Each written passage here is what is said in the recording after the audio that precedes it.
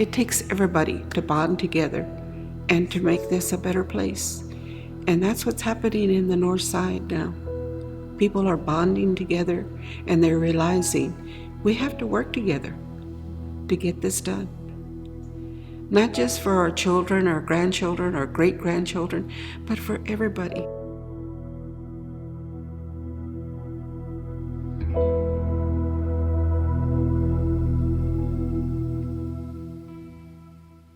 My parents moved to Northside, I guess like in the 1940s. Well, what brings back the most memorable things in the neighborhood is me and my wife moving back into the house I was raised in. I can still see myself in that house when I was a kid. You walk outside and you just remember, God, we used to walk down this street, or we would walk down to the corner store, and buy a bag of chips and a Coke for 10 cents. If we didn't have money, we would walk around the neighborhood, and if we would find Coke bottles, back then you had to make deposits on your soft drinks. We would collect them bottles, take them to the store, get our money, and then turn around and buy whatever we wanted to buy. We found ways to keep ourselves entertained. A group of friends would get together. We'd go down to Moody Park and hike the bayous all day. We'd start at Moody Park, wind up all the way downtown. When you're back to where you grew up, and like I said, when you walk out that door, you can still see that vision of, the way the neighborhood was, and something that's close to your heart that you can continue to, to remember your past. That's what keeps communities alive, is people coming back and helping, and to make sure that the community stays, that has a future. Even if I did move away tomorrow, my heart will always be in Northside. I was born in Houston, Texas, August 6, 1944. We lived in the East End at that time, or my parents did. I came to the North Side about 1961 when I first got married, and so about 57 years ago. And I settled, I think, my home on Annette Street, 1964. When I first moved here, there were a lot of Polish and Italian people living here, some I guess Japanese farmers. There was a lot of farmland in this area at that time, down Airline, Little York, out in that area. Mm-hmm. And so it was very, very quiet. We lived on a street. The families were usually large then, so we had 40, 50 children on the block at one time. And kids, it was very safe. They get out and play and ride their bicycles to the little corner grocery stores. We had two on about 2 or 3 blocks each way. My parents were very involved. They were probably trailblazers, especially my mom back in the 50s and 60s. As a mother with 5 children and working many times, she always found time to do PTA work, church work, all kind of work. So I guess it just set an example for me. When I hear somebody say, "Oh, we don't have enough time," I just want to say, you make time somehow. As far as I can remember, it was about 9 or 8. Then we moved to Second Ward, and we lived in the projects at Clayton Homes. And after that, we moved to, we stayed in the neighborhood in Navigation. Then after that, my dad bought a home over there in Northside by Jeff Davis High School. So, it's mostly whites or Anglos and Hispanics. We had our little gang fights in the after school and all that, and from Jeff Davis to Marshall and all that. Well, I guess that's a teenage deal, Really what I wanted to do was study, be a lawyer a long time back. I had to go to the Corney library, right? Where I live right now, back in 71 when I came out of the service, I figured I'm not going to get no more apartments, and we didn't have no family, so I said, my wife and I left the home when I was 16, 17. So I was been on my own. I said, that's ever since. And yeah, beautiful, because, the government helped me with that. So I said, well, man, gotta give me something. No, I didn't ask for nothing, but I said, well, I'm not gonna live in no projects and all that all my life when I was a kid. So I've done better for my family. Yo nací el 28 de agosto de 1957 en la ciudad de Matamoros, Tamaulipas. Yo llegué a la zona donde yo vivo, en el área del Northside, en el año de 1977. Y en esa misma área, hasta ahorita, todavía estoy viviendo. Ha habido muchos cambios, unos positivos y unos negativos, obvio. Pero uno debe de enfocarse en los cambios positivos que hay. Porque si te vas a enfocar en lo negativo, pues no sales de ahí. Cuando yo llegué aquí en el año de 1977, llegué en un friazo. Y lo primero que hice, ¿sabes qué? Llegué un miércoles y para el día siguiente a trabajar en la construcción. Cuando se dio la amnistía, metimos nuestros papeles. Me metí luego a trabajar al Distrito Escolar Independiente de Houston. Y hasta ahorita estamos trabajando, mi esposa también. En la comunidad nos ha marcado en esta área de que podemos ver cambios y podemos hacer algo para que cambie nuestra comunidad, ¿me entiendes? Para bien. Nosotros no venimos a hacer problemas, nosotros somos parte, somos solución a esos problemas que puedan haber. Mi esperanza para la comunidad es que sea una comunidad bonita, que podamos decir, mira, ¿sabes qué? Esto que estamos haciendo se está viendo.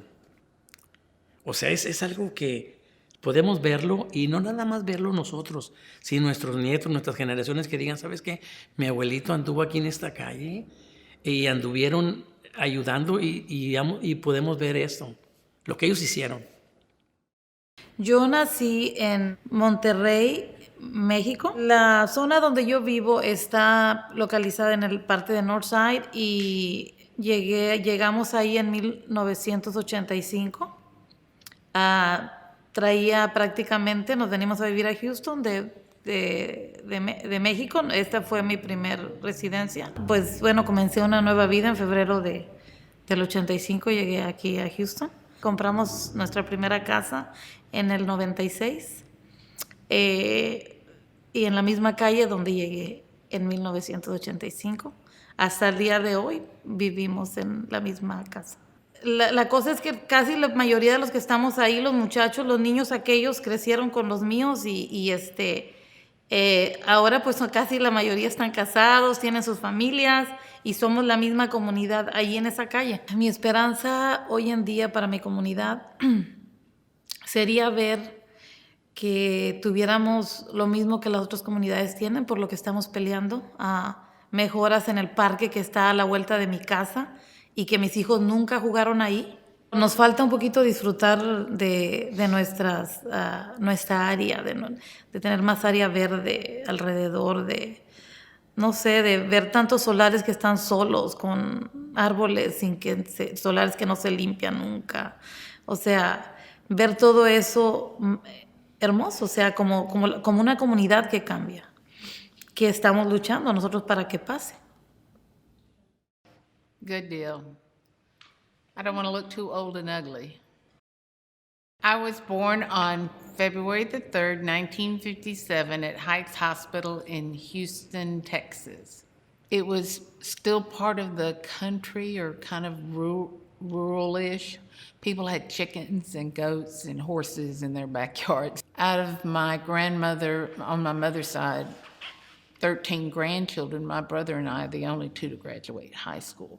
So education's never been prevalent. Getting a job, making a living, having a family were what was expected of you.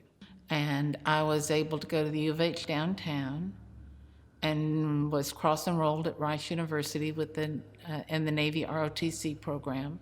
So that's why I went to college, was to do more and become something else other than a secretary. So what did you do after you graduated? I became a secretary.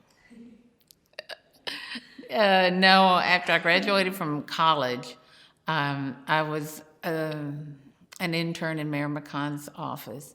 I helped coordinate dignitary visits like Vice Premier Deng Xiaoping from China to Houston and other major dignitaries. I also worked as a volunteer on the Carter White House as a staff advance coordinator, or helping to organize the first televised vice presidential debates at the Alley Theater. I was the youngest member of the Texas delegation to the 1980 Democratic National Convention in New York City. The last 18 years I've worked for the City of Houston Legal Department in the real estate section. We've already lost so much, so many prominent buildings, so many things. So that's why I do all of my historical projects, is trying to save itty little bitty bits. I don't do big projects, I do little projects, and so hopefully they'll accumulate to be significant. I was born 1948 on Crockett Street.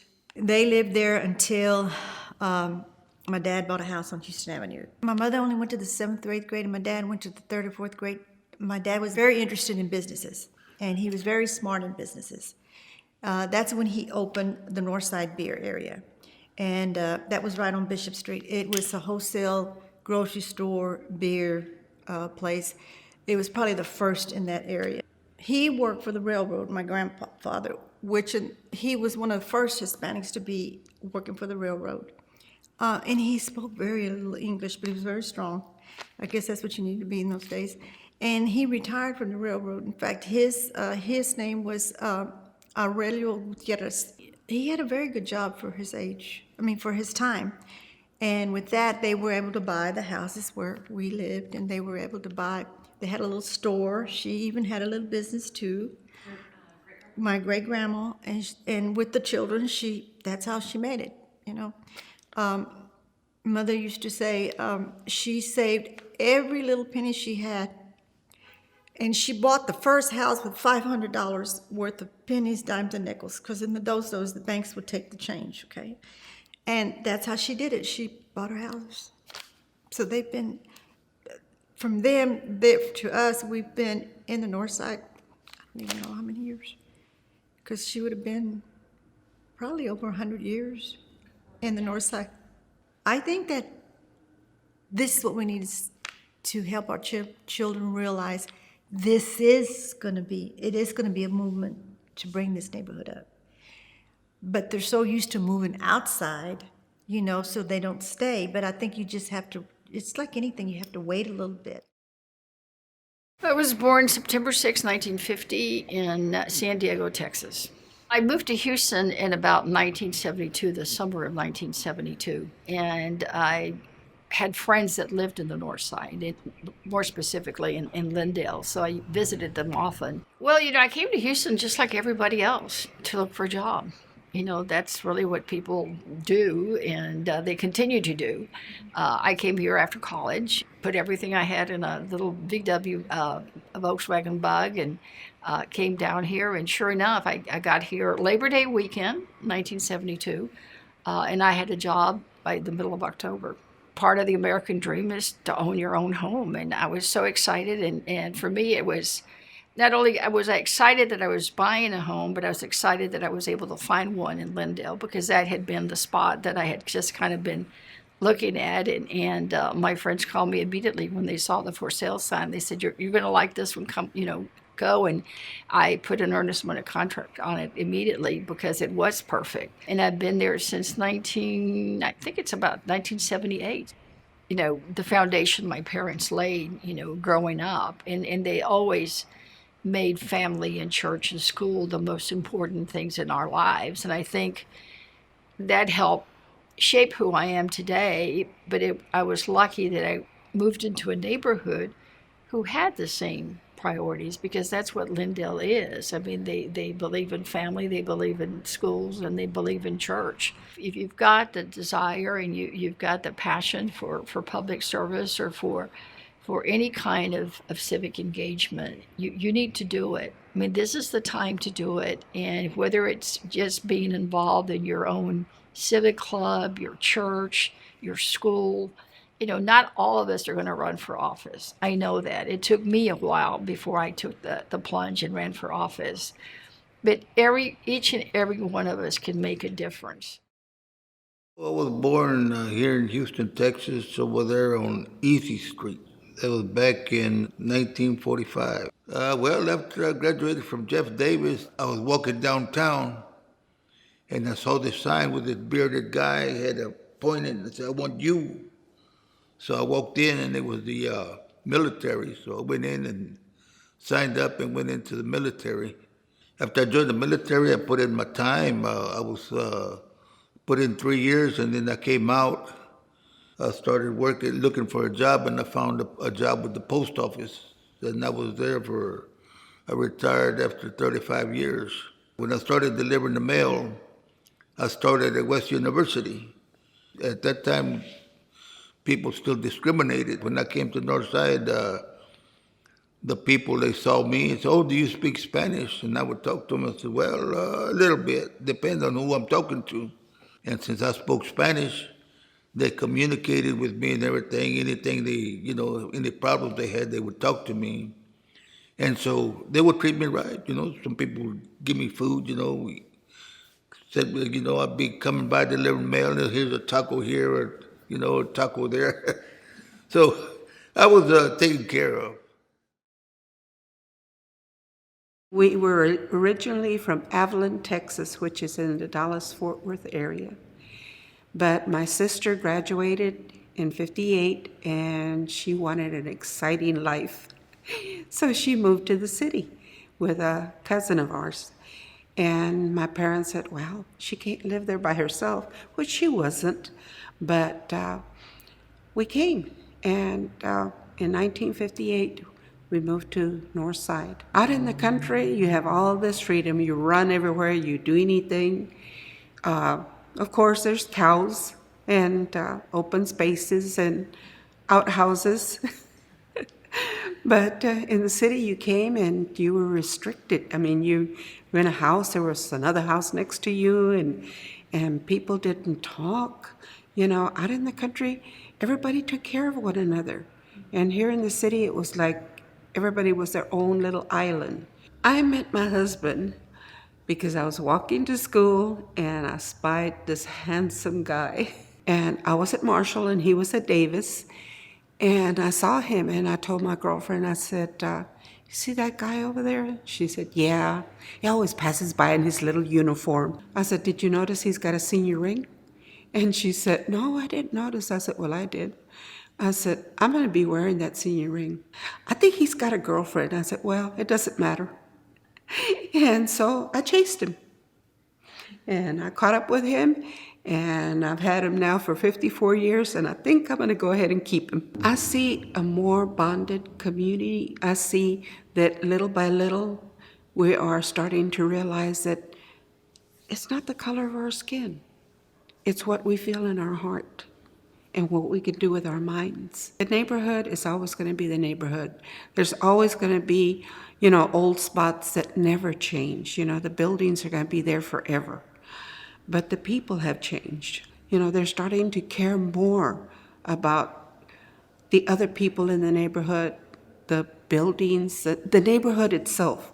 It's starting to come back together like us out in the country, that you cared about your neighbor, that you cared about your surroundings, It's starting to be a neighborhood again, like it was a long time ago.